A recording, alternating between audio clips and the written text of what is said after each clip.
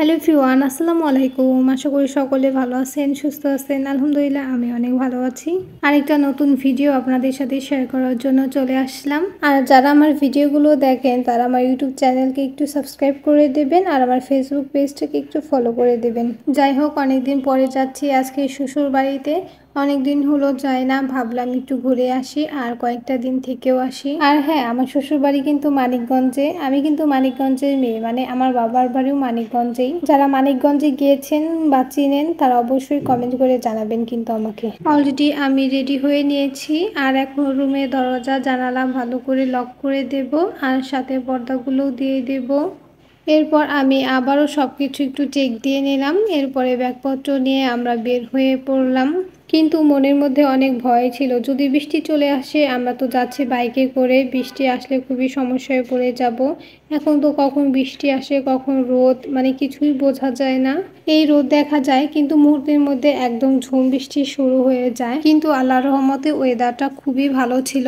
তারপর মাঝ রাস্তায় আমরা কিছুক্ষণের জন্য একটু ব্রেক দিয়েছিলাম। আর এখানে অনেক ভালো একটা চটপটি পাওয়া যায়। চটপটি দেখেই তো আমি আর লোভ সামলাতে পারলাম না, তাড়াতাড়ি চলে আসলাম চটপটি খাওয়ার জন্য। আর তারপরে স্পেশাল একটা চটপটি ছিল এখানে, তো আমরা সেটাই অর্ডার দিয়ে দিলাম। চটপটিটার টেস্ট খুবই ভালো ছিল, আমার তো খুবই ভালো লেগেছে। খাওয়া দাওয়া শেষ করে তারপরে আমরা চলে আসলাম মানিকগঞ্জে। অনেকদিন পরে নিজের শহরে এসে মনে মনে আসলেই খুবই ভালো লাগছিল। এরপরে চলে আসলাম বাসায় এসে আমার রুম, বেলকনি আমি সবকিছু ঘুরে ঘুরে দেখতেছিলাম। এই রুমটাকে আমি এখন খুব বেশি মিস করি আর বিশেষ করে এই বারান্দাটাকে বেশি মিস করি। আমার এই বারান্দা থেকে সুন্দর একটা ভিউ পাওয়া যায়। তার থেকে বড় কথা, বারান্দার সামনে একটা পুকুর আছে, পুকুর থেকে অনেক বেশি বাতাস আসে।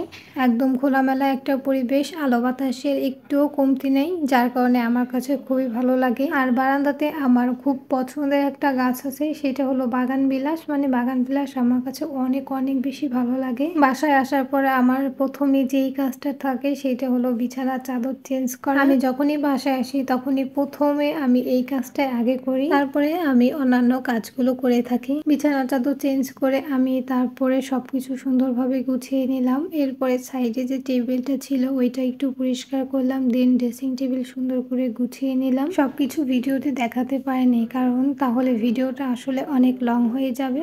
এরপর আমি নিচে একটু ফ্রেশ হয়ে নিলাম। বাসায় এসে দেখি শ্বশুর আব্বা আম এনে রেখেছিল আমাদের জন্য, তো সেটা কেটে একটু খেয়ে নিলাম। যাই হোক, আজকের ভিডিওটা ছিল এইটুকুই। সকলে ভালো থাকবেন, সুস্থ থাকবেন, দেখা হবে নেক্সট ভিডিওতে। আল্লাহ হাফিজ।